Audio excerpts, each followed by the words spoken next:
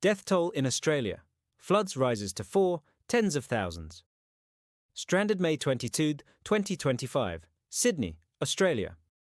Severe flooding across eastern Australia has claimed at least 4 lives and left tens of thousands of people stranded or displaced as torrential rains continue to lash parts of Queensland and New South Wales. Emergency services are working around the clock to rescue those trapped by rising waters and restore essential infrastructure. Widespread destruction.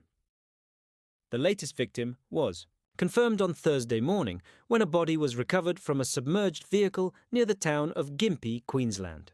This adds to 3 previously reported deaths across the flood-affected regions. Entire towns have been cut off, with roads and bridges washed away and power lines downed. Authorities have issued evacuation orders for multiple communities, particularly in low-lying areas along riverbanks where water levels continue to rise dangerously.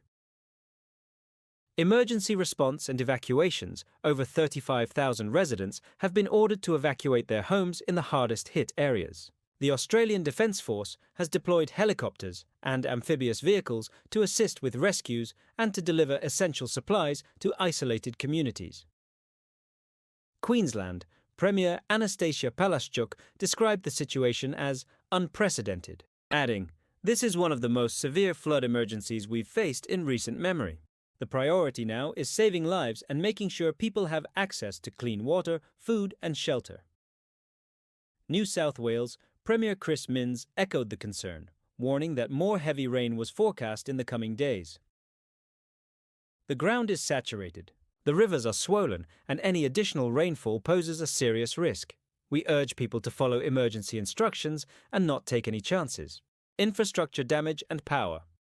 Outages infrastructure has sustained significant damage. Major highways are closed and more than 20,000 homes remain without power.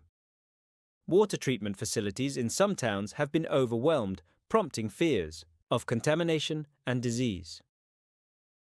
Emergency shelters have been set up in schools and community centres across affected regions, with authorities calling for donations of blankets, food, and hygiene products. Climate and weather warnings.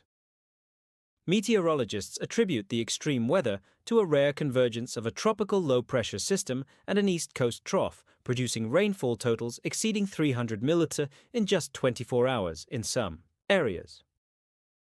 Climate scientists warn that such weather events may become more frequent and intense due to climate change, urging governments to invest more in flood resilience infrastructure.